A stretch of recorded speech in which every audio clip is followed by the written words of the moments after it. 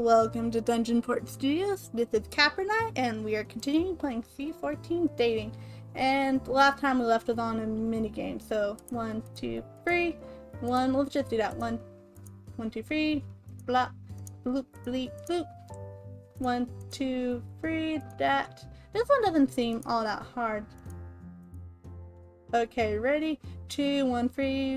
1, 2, 3, 3, 1.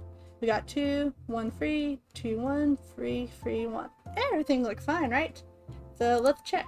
Correct, well done. I think I like this minigame better than the other one. Oh no, I accidentally clicked a bit too soon and didn't see what that was. Oh well, I think we'll get to see on the weekend. I know you're capable, but what happened doesn't sit well with me. You'll be all alone all weekend, and none of us are staying in Corinth. I used to have something that told me how to pronounce stuff, but I think I lost it. Oh well. Oh, so are we gonna have to go find someone to room with, or is someone gonna volunteer to stay with us? If you'd like, you can stay with Helena and me. I held in a groan. If it was only one night, I would be fine with it. However, I felt it would be an inconvenience if I roomed there for 3 nights. Moreover, I wasn't sure if I would enjoy spending time there with the language barrier and age gap. Yeah, it doesn't sound as fun. I promise I'll monitor myself extra carefully over the weekend. I can set an alarm to wake myself up to check my glucose levels. I can leave food next to my bed. I can do a lot of things. You're not a baby, but at the same time, she is the teacher, and this is a school thing, and she sort of is responsible for us to a degree. I know you feel it hinders your independence, but you're my only student on this field trip. It's my responsibility to guarantee your safety and well-being. I want this to be a wonderful experience. Maybe I should cancel my plans and stay here, just in case. No! At that moment, the office chair swiveled around and Hendrik casually veered from his laptop. Oh, is he gonna stay? If it's not a problem, I could stay. We haven't talked to him in a while, but the last time we had an opportunity to talk to him, I chose Sherry. Because, to be honest, not too interested in him. I like the other boys a bit better, but at the same time, I guess we haven't gotten to know him too well either. It would be no trouble, and I'd catch up on my work, too. Oh, would you? You're a godsend, Hendrik. Relieved, Sherry exhaled with a hand on her chest. From her tone of voice, it was like the choice was already made without my input. She must have known him for a long time to place that much trust in him. I hope so. Of course, Melissa has the final say. Don't feel pressured to say yes because I offered. You know yourself best, and I respect your decision. My eyes darted between Sherry and Hendrik, one obviously more distraught than the other. I know myself best, huh? And then, accept offer. It's up to Hendrik. Decline. Yeah. I'd like to accept it. I'll say it's up to Hendrik, but he sounded like he already didn't. But it'll sound like he already like, oh, I'll do it. Okay. I admit it had been a while since I'd had a hypoglycemic episode, and it would be comforting to have someone occupying the same building. I wasn't babysitting. It wasn't simply babysitting. We're not babysitting anyone. More like someone is babysitting us, but not really. It was simply an extra precaution, I reminded myself. Besides, Hendrik did say he could finish more work. Maybe I could brush up on my geology education too. I also wasn't looking forward to another sleepless experience. Who knew a museum could feel so eerie at night? I think a lot of people, with all the wax figures and mannequins and whatever they have of people, all uncanny valley-like, and that'd be even creepier at night, wouldn't it? With all the lights off. That doesn't appear like to be that type of museum. You said it was no trouble, right? Then I'd appreciate it if you stayed the weekend. Cool. I'm glad we got the situation sorted out. What, did he just make a pun? Instead of saying cool, he just said coal. I don't know why it took me a second. Augustin walked through the entrance, announcing that he had locked everything up, save the back and front door. All done. Now has the discussion been settled? Augustin had been in the same room briefly when Sherry first addressed me. Therefore, he had the gist of the situation. It has. Hendrik has offered to stay. Not a bad decision. He is behind on his work. He was like a week late to here, right? Again, sorry about that. I'll catch up now. Then I'll see you Monday morning, Melissa. Hendrik. Right, take care, Sherry. Bye, Augustin. Sherry grabbed her purse and walked out while Augustin followed. He lingered by the door, his eyes sparkling mischievously. Can any of the other students decide to stay if they wanted? They just all happen to live way closer. That's the only reason why they all leave, because of... I mean, I would prefer to sleep in a bed if I could. Sherry grabbed her purse and walked out while Augustin followed. He lingered by the door, his eyes sparkling mischievously. I think you already said that, but who cares? It might be a good thing for you to spend some quality time with a cute girl.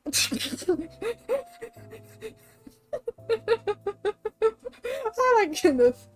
I have no idea what that means, but he is his nephew, so maybe he's saying, Uncle, you know me. Wouldn't that be kind of partially against the rules if he's like a teacher-ish there, you know? The chief archaeologist laughed and closed the lap door while Hendrik rubbed the back of his head in embarrassment. Think how old man, you're a student here, not. Sorry about that. Yeah, I'll admit, in games where I have an opportunity to date an older person, like an adult, even though I am an adult, I'm still a student here, which that doesn't sound too good either, even if we're both adults, huh? I usually don't like picking the more older option. In one game I played, what was it, Lucky Rabbit Reflex, that option was also the super flirty option, and which made me like especially not want to choose him, because it's fine. What's the work you're behind on anyway? Sitting back down, he rolled off his chair to the laptop and rested his hand on the mouse. Just some documents from last year that I still need to get around to. He made a few clicks, opening up an application I wasn't familiar with. I work here exclusively during the summer, so things can pile up quickly. I bet it can. Hendrik instantly brightened like a child as he whirled toward me. I'm updating the microstratigraphy blah blah blah log now that I've got some new dates established. Want to see? What is it exactly? Behold, the entire strata of Grata Kalin, whatever. He opened up a huge visual diagram. One side was colorful, all earth tones with various dots and gray spots at various sides. It took me a moment to realize, looking at all the layers documented, the top had a cavern picture, including a cute bat and... I have no idea. Philiophims. Oh, cute bat. I like bats. They're cool. Each segment had its own assigned identification and information blurb. And that was just the stuff going back to 40,000 years ago. Whoa. Can you scroll down? I want to see where I'm excavating. Layer name? I'm almost done with 3CL. So you're roughly around 120,000 mark. Closer to the end of the Eemian period, depending on who you ask. Really? Either way, it's still interglacial sediments. Summers are dry and warm, winters mild, with temperate and boreal trees. That's cool. It was forested then. Gets cooler around, there, the 130,000 mark, the beginning of the early Eemian period. There's a surge of pine, spruce, and the palm counts. Man, cool? I mean, that does sound cool, because it's interesting to know, like, how different the environment was back in really, really old times compared to now, because a lot of stuff has changed. Like, places that are deserts now used to be, like, not, and vice versa and stuff like that, so I think that's just cool. Okay, but at the same time, sounds kind of boring. Cursor circle to indicate spot. Tons of clay layers. You'll have fun when you get to those. Yeah, we kind of already got a heads up on that. I didn't bore you, did I? Of course not. Actually, to be honest, I'm surprised you knew so much about pollen counts. That doesn't seem geology-ish. Paleontology, I have no idea, isn't my strong point, but it's useful when applied in geology, like geochronology and archaeology, climate change, etc. And on there, whatever. Maybe that's just another way to say etc. You pick up the interdisciplinary sciences as you go? I bet you do. If anything, I'm better at compiling the data. I leave the bio stuff to the real experts. Ooh. Now the stuff I focus on are in situ and the reworked paleosols along with... There was a low grumble, and I turned away from the computer screen. He chuckled and clicked out of the program. Since the students left, dinner was not served, and it's getting close to the time I should be eating. After that, yeah, I bet I need to make sure to eat. It's probably for the best that we stop there. I tend to get wrapped up in my work. Hope I didn't talk your ear off. Ah, I know some people don't like puns, but I don't mind them. No, I'll be pestering you all weekend about this type of stuff. You won't mind, right? This internship provided me with opportunities to converse with people of various expertise. How could I pass it up? Yeah, by all means, you're a student here too. Oh wait, if I'm staying here, I should pick up some stuff from my place. And food. I can't eat the leftovers here. He walked over to the lab entrance and grabbed his keys off a small pig set. Why not? Are you in the mood for spaghetti? I'm not an amazing cook, but I already have ingredients back home, and I can make it here, if you don't mind waiting a little longer. Yes, I love spaghetti. I like spaghetti too, but I don't really trust anyone else's spaghetti aside from my own and my family's. Then, before I go, is there anything you avoid eating? Allergies? Diet restrictions? I'm pretty flexible when it comes to food, but I don't eat red meat. Duly noted. Back in a bit, Melissa. What does he not eat? With a jingle of his keys, he departed, leaving me to my own device. Keep myself busy for now. Ooh, what are we gonna do? Oh, it just skips to later. A while later, Hendrik was making the sauce in a large skillet, stirring in basil and crushed tomatoes. Ooh. Sounds yummy! The garlic cloves smelled heavenly. I was across the counter, elbows propped up while I watched him. Maybe his wouldn't be so bad after all. I thought you said you weren't great at cooking. This is a 4-ingredient sauce. I hardly think it counts as anything above beginner level. Let's see. Garlic. Something about crushed tomatoes. Obviously it's sauce and basil. That sounds like a good, base for it. Some oregano wouldn't hurt. 5 would count the salt and pepper, or would that be 6? My word, a 6-ingredient pasta sauce? I'm moving up in the culinary strata. I hope you don't mind a meatless sauce, though. I don't mind. Vegetarian? For a while now. You, or do you only avoid red meat? Oh, so he's a vegetarian, so that's why he meant what he meant by he couldn't eat the food here. You could call me a semi-vegetarian. I avoid meat when I can. I don't think I could go vegetarian. If anything, I think I'll just move to, like, organic meat. The lazy vegetarian diet. Yeah, more like I avoid meat, but I won't say no to Grandma's yearly Christmas steak. Don't want to break her heart after all the effort she put into our meals. Ooh, I love steak. I wouldn't say no to that. Unless it was, like, gross. Some of my family members were baffled when I started making the switch. My old Boma would be all, back in my day, we slathered everything in butter and deep fried it, and that was the way we liked it. I wonder if that means Grandma. There's an A at the end, so I'm gonna assume that is talking about a female. Right? Boma. What's your surname again? Lucan Priest. I think I looked that up, but I couldn't find something to help me, like something that helped all that much. I'm from the Flanders region. Flemish or Belgian Dutch is spoken there. Augustin is my mother's brother for trying to figure out family relations. Makes sense. And you know all 3 languages? That and some German. Very meager though. I got my Master of Science in Geology in Germany, and only English knowledge was required. You went to Germany to learn about geology, and you didn't need to learn more German? But I guess English is, like, one of the most commonly spoken languages.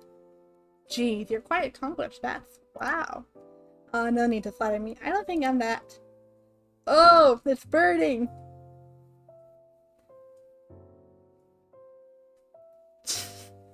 He quickly removed its skull and placed it on a wooden platform, followed by the boiled pot of pasta. Grabbing a creased rag, he waved away the thick white smoke, then mustered up a sheepish smile. Smooth. Let's pretend you're still impressed and bon appetit, shall we? Still making puns. The sauce was a tinge garlicky, but I ate it without complaint. Oh man, I love garlic. I add it to everything, and I add extra when recipes already require garlic. I would be immune to vampires. Okay. It was a refreshing change from weekend leftovers, and I was grateful for his generosity. Yay! We ate outside, focusing on our meals too much to talk. When I was done, I set the fork down on the plate with a clank, drawing Hendrik's attention. You sure were famished. What are your plans now? Sleep, hit the books, offer to do the dishes. I don't know. Sleep, hit the book, offer to do dishes. Hit the books would be... I feel like if we're... Maybe do dishes. I feel like that would be the nice thing to do since he was nice enough to make dinner. I'll do the dishes. It's only fair since you made us dinner. You sure? Of course, let me return the favor. You did more than your share. Besides, wouldn't you like to return to your work ASAP? He averted his gaze, confirming I was right, as he found the offer too enticing to protest. Then, if you wouldn't mind, cramming the remaining pasta into his mouth, he stood up, chewing frantically. After arranging the fork on the plate, he casually passed it over it to clear his throat. Thanks, Melissa. I admit, that's one of the drawbacks of living alone. You can't divide up the chores. Nope. You're gonna have to do them eventually. And if you wait too much, then it's gonna be all piled up. And that is no good. So, it's best not to get behind on your chores. Or else you're gonna be freaking out later. He headed for the museum entrance. I let out a hopeless sigh, by my lips curled into a faint smile. Really? Plates in hand, I transferred all of the utensils, including the skillet and pot. I thought not too many, at least with spaghetti, not too much stuff gets dirty anyways. When I was done washing, I grabbed my pajamas and other belongings from the tent and trooped up to the second floor of the building. Oh yeah, we get to sleep inside, not outside in our tent. During the weekends, don't we? It looks like the stuff on the board. I don't know. Massive something, whatever. As I got ready for bed, I wondered where Hendrik would spend the night. Most likely downstairs. The laboratory was spacious if he moved the tables. At least I wouldn't have to worry about ghosts tonight. Oh, yeah. I would be nervous about being alone. Brr. Oh, those are my pajamas. Oh, it looks adorable. Got a little buddy and hearts, and it's blue. It's cute. The wooden stairs were cold against my bare feet. As I stepped down the creaky panels, sleepily rubbing one eye, I stopped in front of the lab door.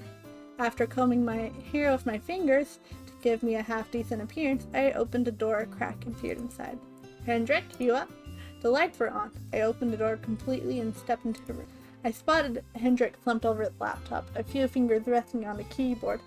His face was obscured behind his arm, but it was evident he was sleeping. He was there the whole time, just sleeping in a chair. You didn't go to bed at all, did you? I quietly approached him and raised a hand, wondering if I should tap him on the shoulder to wake him up. Maybe it was better if I left him. Wake him up, or make coffee first. I don't know. I guess coffee, maybe? I think coffee would be the perfect wake-up call. Besides, he did mention the disadvantages of living at home alone. Maybe he'll be welcoming to wake up to some fresh coffee already made for a change. But what if he doesn't like coffee? I don't. It's gross and bitter. Hot chocolate is way better. I didn't know what he preferred, but I reckoned regular old black coffee was a safe bet. Yeah, can't you just add a whole bunch of stuff to it to make it into something different anyways? I went into the outdoor kitchen and examined the coffee machine to determine its complexity. We can't read what's on these notes like we could in that one room earlier. With the idea I used coffee pods, I picked a dark roast from the capsule holder and prepared a single cup. When I returned, I pushed the keyboard out of the way and then gently shook Hendrik's shoulder. He let a lazy yawn as he sat up. Once I set the mug down, his eyes lit up with interest and he glanced my way. Morning! Thought you'd like a pick-me-up. Sorry, I wasn't sure what you wanted, so it's plain black. He smiled and gingerly hooked a finger through the handle. It's perfect. I like my coffee how I like my job. Dark and dirty.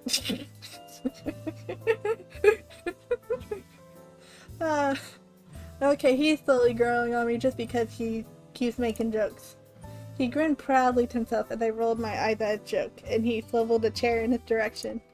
Thanks, Melissa. I really needed that. I practically passed out. Were you able to finish some stuff? We'll find out once I start reviewing it. What if it's just since his hands was on the keyboard and stuff, and his head and whatever, what if it's just all a bunch of jumbled up stuff and he has to redo a lot? After a tiny sip, he set the coffee down and navigated the mouse. Pages and pages of the letter M in comic. I don't think the Royal Society of Archaeology would accept it. What do you expect when you fall asleep at your computer and you're resting on the keyboard? While he corrected his work, I made a caramel macchiato and settled in one of the chairs positioned at the center table. We made small talk while we enjoyed our drinks, mostly about the work he'd accomplished, or not, and how Hendrik never found the museum that creepy at night. I guess he wouldn't if he's been working here for who knows how many summers. I guess he'd get used to it. What? You mean you never experienced the sound of someone slowly walking up the stairs and then stopping? You don't seem like someone who'd be terrified of ghosts. I swear I hear what sounds like people walking up and down the stairs all the time. And I've gotten used to it, and I've never had any animals freak out when I had pets. So I'm gonna assume it's nothing malicious, or I'm just, hearing stuff, who knows. I was honestly never scared of ghosts until now. I'm blaming your uncle and his Wrath of the Neanderthal joke. If anything was haunting this museum, it would be all of the cave bears we dug up. He set the empty mug down next to his computer. I'm going for a shower. Even geologists like to be dirt-free once in a while. I guess so. As long as you don't steal all the hot water, it's my one luxury when everyone is gone. Nope. No 20-minute showers. Gotcha. Nope, you better be quick. And then we're gonna steal all the hot water. Standing up, he set his laptop to sleep mode. As he walked down the hallway, I whimsically swiveled my chair toward the table.